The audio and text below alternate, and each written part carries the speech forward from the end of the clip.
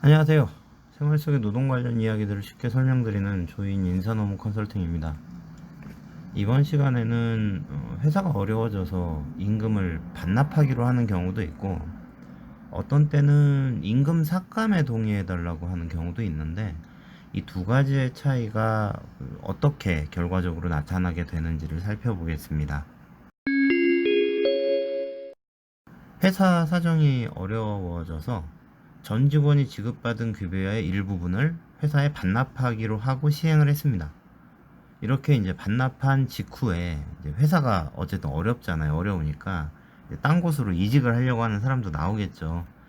그렇게 퇴직하는 사람에 대해서 이제 회사가 퇴직금을 계산을 해줘야 되는데, 이제 반납했던 금액을 제외하고 평균 임금을 산정해서 퇴직금을 지급했어요. 그랬더니 이제 그 근로자가 이의 제기를 하는 거죠.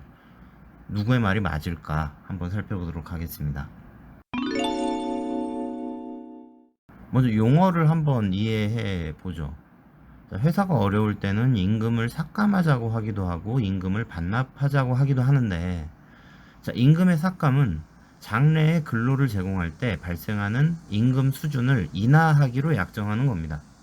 급여의 인상이 아니라 인하를 약정하는 거죠. 다음 달부터는 더 낮은 금액으로 일할게 라고 하는 겁니다. 그렇게 되면 임금 수준이 낮아진 만큼 평균 임금도 하락되겠죠. 자, 그 반면에 임금의 반납은 임금 전액을 근로자가 지급받은 다음에 그 중에 일부를 회사에 되돌려주는 겁니다. 임금으로 받은 것은 반납하기 이전의 금액이죠. 그 중에 일부를 회사에 이제 돌려준 거죠. 어쨌든 임금으로 받은 건 반납 이전의 금액이니까 평균 임금은 변동이 없는 거죠.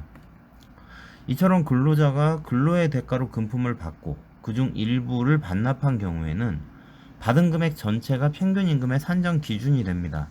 왜 그러냐면 순서상으로 봐도요, 근로자가 임금 전액을 받아서 그중 일부를 회사에 증여한 것으로 봐야 되기 때문이죠.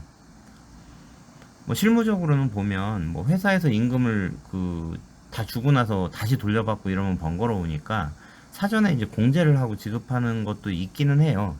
그런 경우가 대부분이죠. 그렇긴 하지만 그거는 편의상 그런 거죠. 편의상 회사에서 사전에 공제하고 지급했다고 하더라도 그건 임금의 변동이 있는 게 아니죠. 공제 전 금액이 평균 임금의 기준이 되는 게 당연히 맞는 거죠. 그렇게 이해하시면 될 거고요. 그래서 반납은 평균 임금과 변동이 없다. 퇴직금의 영향을 받지 않는다. 이렇게 이해하시면 되고요.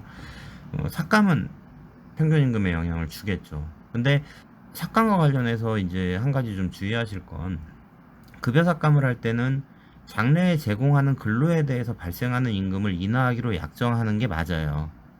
그러니까 다음 달부터 급여 삭감을 합시다 라고 하는 게 맞다는 거죠. 왜냐하면 이전 근로는 이미 기존의 근로를 했어요. 그리고 그에 대한 대가가 이미 정해져 있었죠. 그래서 이미 지급을 받았을 수도 있고, 아니면 그 대가 관계가 이미 다 끝나서 계산이 다 끝나 있는 상태인 게 거의 100%잖아요.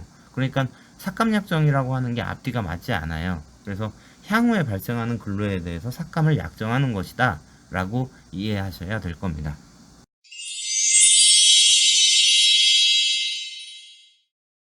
코로나 때문에 어려운 시기에 회사도 근로자분들도 다들 힘내시기 바라고요. 도움이 되셨길 바랍니다. 약은 약사에게, 인사노무 상담은 조인에게. 들어주셔서 고맙습니다.